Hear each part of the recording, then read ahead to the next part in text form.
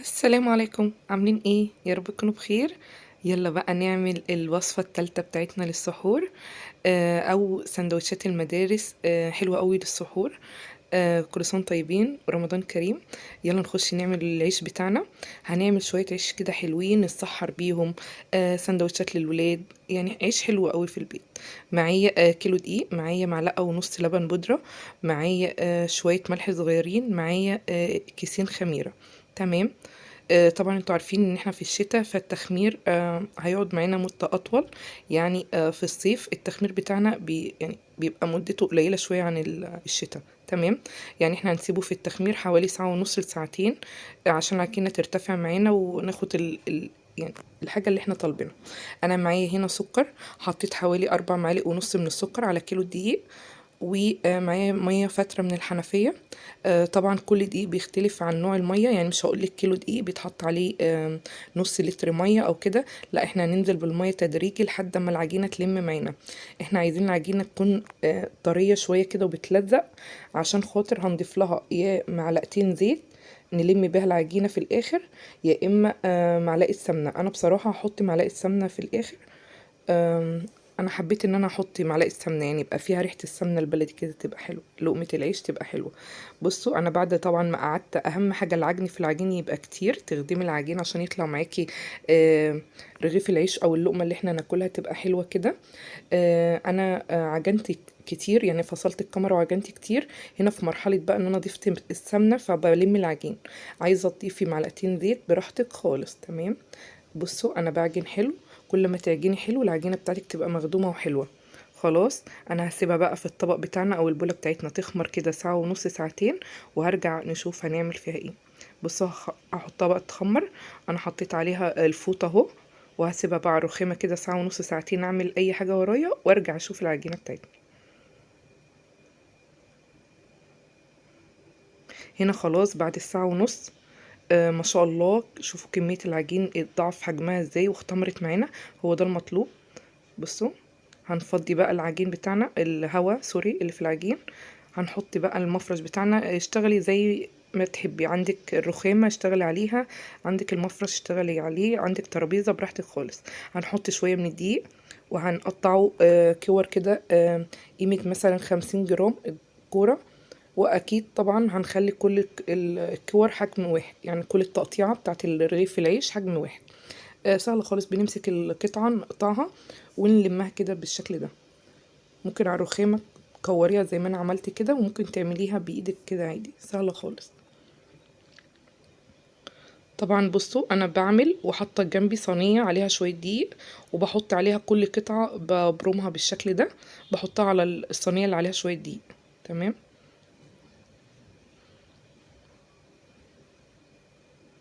ما شاء الله، كيلو دي عمل معانا كمية كتيرة وموفر خالص، بدل ما نشتري من الشارع الرغيف بجنيه ونص و2 جنيه. لا، احنا هنعمله ونوفر ونعمل من كيلو دي كمية كتيرة جدا. وهتشوفوه ما شاء الله طالع معايا منتفخ، مفيش رغيف مش نافخ كده.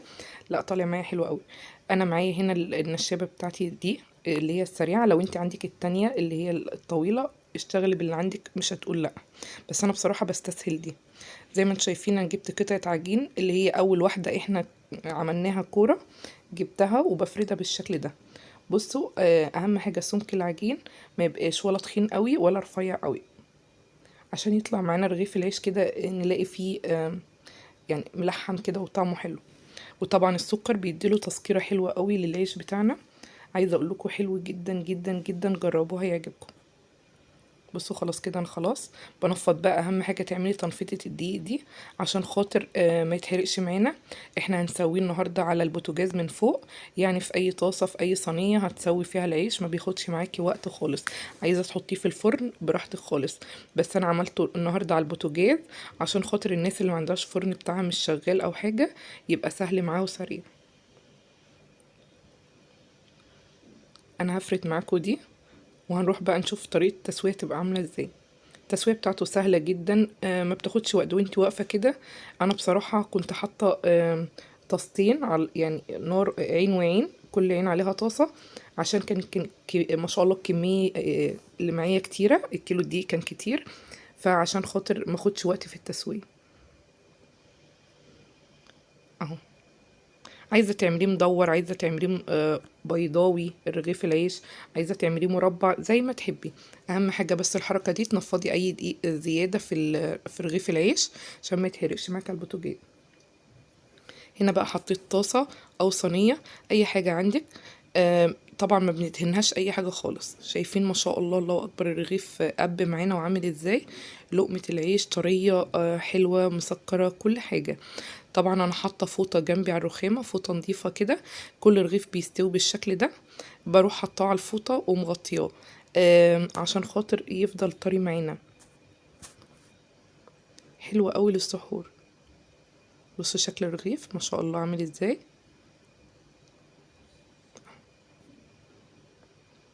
سهل وسريع وموفر جدا يعني.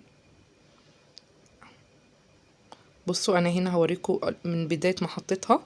اول حاجه بنحطها على اتجاه، ما بنكملش كام ثانيه ونقلبها على الاتجاه التاني لحد ما ينفخ معانا الرغيف. وطبعا الاثبات اللي معانا في الايد، بندوس على العجين كده بالشكل ده. بصوا هتلاقي الرغيف بيقب معاكي بكل سهوله. ما شاء الله العيش كله النهارده كان معايا منتفخ كده وحلو. اني سبته يرتاح والعجينه بتاعتي مظبوطه، فما شاء الله العيش كان حلو. جربي الطريقه وهتعجبك، وما تنسيش بقى تعملي لايك واشتراك وتفعلي الجرس عشان يوصلك اي وصفه جديده انا بقدمها.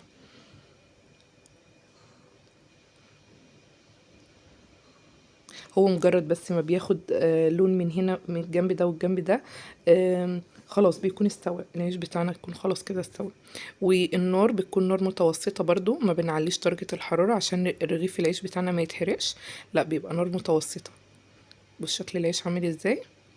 زي ما قلت لكم انا شغالة في طاستين، يعني طاسة اهي وطاسة اهي، عشان خاطر الكمية تخلص معايا على طول. نفس الوقفة اللي انا واقفاها بقلب هنا وهنا. بصوا شكل الرغيف عامل ازاي. ما بياخدش وقت خالص. هو ما بيكملش 5 دقايق اصلا بيكون الرغيف ما شاء الله قب معانا وحلو.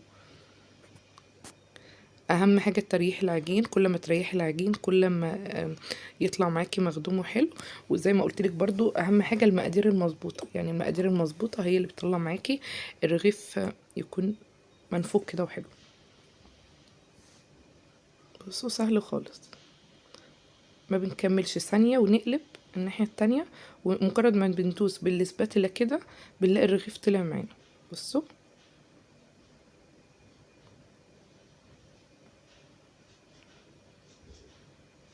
اهو زي ما انتوا شايفين كده.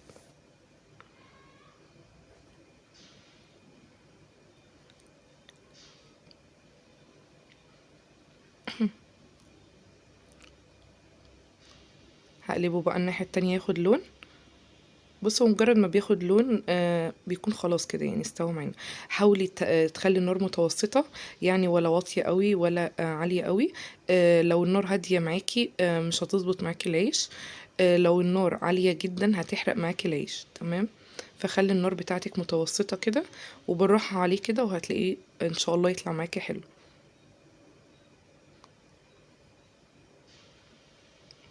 وزي ما قلتلك احنا حاطين جنبنا فوطة فرشينها على الرخامة. كل رغيف يطلع بنحطه على الفوطة ونغطيه كده عشان خاطر ايه ما ينشفش بس من الهوا. انتوا عارفين الجو ساقع اليومين دول، فعشان خاطر ما ينشفش منه.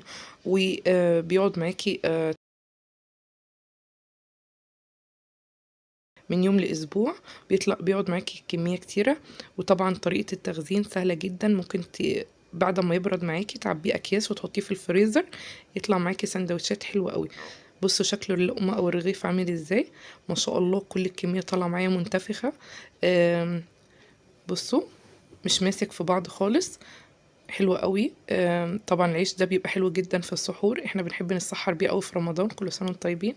فجربي العيش ده ان شاء الله، ان شاء الله هيعجبك. حلو قوي برضو في وقت المدارس ينفع الولاد سندوتشات على طول. وبكده بقى اكون خلصت العيش بتاعنا القمر النهارده. شايفين شكله عامل ازاي.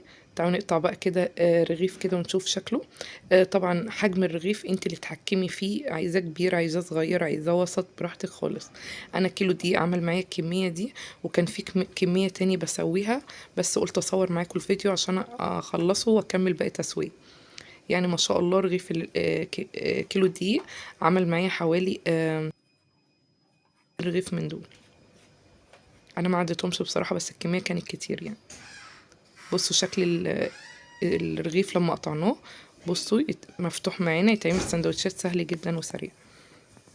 وبكده بقى اقول لكم باي باي، انتظروني في فيديو جديد ان شاء الله. بص شكل العيش. باي باي.